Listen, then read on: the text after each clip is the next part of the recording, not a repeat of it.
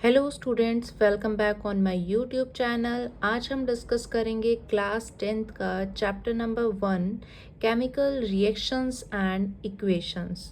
तो इसके अंदर आज हम पढ़ेंगे केमिकल रिएक्शन क्या होता है, इक्वेशन किस तरीके से बनाई जाती है, उन्हें क्यों बैलेंस किया जाता है, एंड इक्वेशंस जो होती हैं वो किस किस तरीके से फॉर्म होती हैं और कितने टाइप की होती हैं, और जो केमिकल रिएक्शंस होती हैं उनका हमारी डेली लाइफ में क्या इफ़ेक्ट पड़ता है। ये सारी चीज़ें हम इस चैप्टर के अंदर डिस्कस करेंगे। So let's start. सबसे पहले हम यहाँ पे डिस्कस करेंगे केमिकल रिएक्शन होता क्या है। केमिकल रिएक्शन को समझने से पहले हम पहले यहाँ समझेंगे रिएक्टेंट एंड प्रोडक्ट के बारे में। रिएक्टेंट क्या होता है एंड प्रोडक्ट क्या होता है, विच इज़ वेरी इंपॉर्टेंट। जब हम कोई भी केमिकल इक्वेशन फॉर्म करते हैं तो उसको इस तरीके से लिखा जाता है। For example A+B gives AB।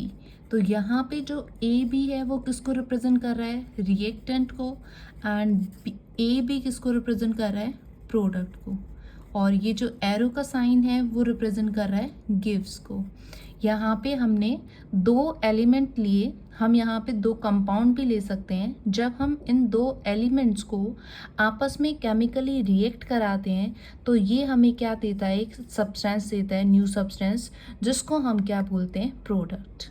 ये हमारा कंपाउंड फॉर्म में भी हो सकता है और ये हमारा एलिमेंट फॉर्म में भी आ सकता है। और बीच में ये जो एरो यूज़ किया जाता है इसको हम यूज़ करते हैं गिव्स के लिए। तो जो रिएक्टेंट होते हैं वो हमारे ओरिजिनल सब्सटेंस होते हैं, केमिकल सब्सटेंस होते हैं जिनको हम लेके चलते हैं, और प्रोडक्ट वो होते हैं जो रिएक्टेंट से फॉर्म होते हैं। आई होप यहाँ तक आपको क्लियर हो गया है। नेक्स्ट हम डिस्कस करेंगे अब केमिकल रिएक्शंस के बारे में। केमिकल रिएक्शन एक ऐसी प्रोसेस होती है जिसमें हम रिएक्टेंट को केमिकली रिएक्ट कराते हैं और फिर वो ट्रांसफॉर्म होते हैं एक न्यू सब्सटेंस के अंदर, that is chemical reaction. For example, अगर हमने यहाँ पे मैग्नीशियम लिया और मैग्नीशियम को हम ऑक्सीजन के साथ रिएक्ट करा रहे हैं तो यहाँ पे हमें क्या मिलेगा, मैग्नीशियम ऑक्साइड। तो ये हमारा क्या था, रिएक्टेंट। इन दोनों को हमने केमिकली रिएक्ट कराया, मैग्नीशियम को हमने ऑक्सीजन की प्रेजेंस में रिएक्ट कराया और इसने हमें क्या दिया, मैग्नीशियम ऑक्साइड। इसी तरीके से अगर हम अनदर एग्जांपल लें, हमारे पास जिंक है प्लस हमने यहाँ पे लिया सल्फ्यूरिक एसिड H2SO4। जब इन दोनों को हम केमिकली रिएक्ट करा रहे हैं तो यहाँ से हमें क्या मिलेगा, zinc sulphate plus H2 hydrogen gas. Chemically react कराया रिएक्टेंट को और यहाँ से हमें क्या मिला, प्रोडक्ट मिला। तो ये जो फॉर्मेशन है इसको हम क्या बोलेंगे, केमिकल रिएक्शन। और जब इसको हम सिंबल की फॉर्म में लिखते हैं तो उसको बोला जाता है केमिकल इक्वेशन। अब केमिकल रिएक्शन की कैरेक्टरिस्टिक्स क्या क्या हैं, इंपॉर्टेंस क्या क्या है। फर्स्ट, जब भी हम केमिकल रिएक्शन कराते हैं तो जो स्टेट है वो चेंज हो जाएगा। स्टेट चेंज हो रहा है, स्टेट का मतलब यहाँ पे क्या है, सॉलिड, लिक्विड एंड गैस से। इनिशियली जो हम सब्सटेंस लेके चले हैं वो हमारा सॉलिड, लिक्विड, गैस किसी भी फॉर्म में हो सकता है। और जब न्यू फॉर्मेशन हमें मिल रही है तो ज़रूरी नहीं है कि वो हमें सेम एज इट इज़ वही उसी स्टेट में मिलेगा, उसका स्टेट जो है वो हमें डिफरेंट मिलेगा। ठीक है, तो फर्स्ट जब हम केमिकली रिएक्ट कराते हैं तो स्टेट चेंज होता है। Second, change in temperature, temperature भी चेंज होगा। अगर हम यहाँ पे वाटर ऐड करते हैं, ठीक है, एक आपकी आगे रिएक्शन आएगी उसमें आपको अच्छे से पता चलेगा। जब हम कैल्शियम ऑक्साइड के अंदर वाटर ऐड करते हैं तो वहाँ से हीट रिलीज होता है और वो बनाता है कैल्शियम हाइड्रोक्साइड। ठीक है, तो वहाँ हीट रिलीज होगा तो टेम्परेचर उसका क्या होगा, इंक्रीज होगा। जब हम केमिकली रिएक्ट करा रहे हैं तो हम क्या करेंगे, टेम्परेचर को या तो इंक्रीज करेंगे या फिर डिक्रीज कर रहे हैं और फिर एक फॉर्मेशन हो रही है। ठीक है, and third one is colour, colour भी चेंज होगा।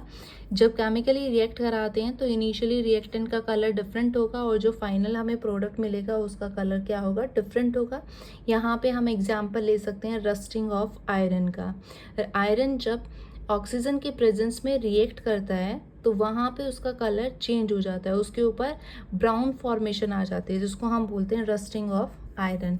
एंड फोर्थ इज गैस वहाँ से रिलीज होता है, या तो गैस इवॉल्व होगा, ठीक है, या एब्जॉर्व करेगा। And fifth is formation of precipitate. कुछ रिएक्शन ऐसी होंगी जिनको हम रिएक्ट करा रहे हैं तो वहाँ से हमें क्रिस्टल मिलेंगे। जैसे सॉल्ट हमें मिल रहा है NaCl, जब हमें सॉल्ट मिल रहा है तो ये क्या होगा, क्रिस्टल का फॉर्मेशन होगा, जिसको हम क्या बोलते हैं, precipitation reaction. I hope chemical reaction क्या होता है और इक्वेशन किस तरीके से बनाते हैं ये आपको क्लियर हो गया होगा। अब जब केमिकल इक्वेशन हम फॉर्म करते हैं तो जो लेफ्ट हैंड साइड होता है, लेफ्ट हैंड साइड ये होगा जिसको हम रिएक्टेंट बोलते हैं, and right hand side product, ये दोनों हमारे इक्वल होते हैं। इक्वल हम क्यों यूज़ करते हैं, 9th क्लास में आपने पढ़ा होगा law of conservation of mass. Conservation of mass में आपने क्या पढ़ा है, मास को ना तो हम क्रिएट कर सकते हैं और ना ही हम डिस्ट्रॉय कर सकते हैं। तो वो हम यहाँ पे अप्लाई करते हैं कि लेफ्ट हैंड साइड जितना मास होगा राइट हैंड साइड भी आपका उतना ही रहेगा, वो चेंज नहीं होगा। अब देखो मैग्नीशियम, यहाँ पे मैग्नीशियम का 1 एलिमेंट है, यहाँ मैग्नीशियम का 1 एलिमेंट है, तो ये इक्वल है। बट यहाँ ऑक्सीजन का 2 है और यहाँ ऑक्सीजन का 1 है, तो हमें यहाँ भी ऑक्सीजन का 2 बनाना पड़ेगा तभी ये बैलेंस्ड होगा।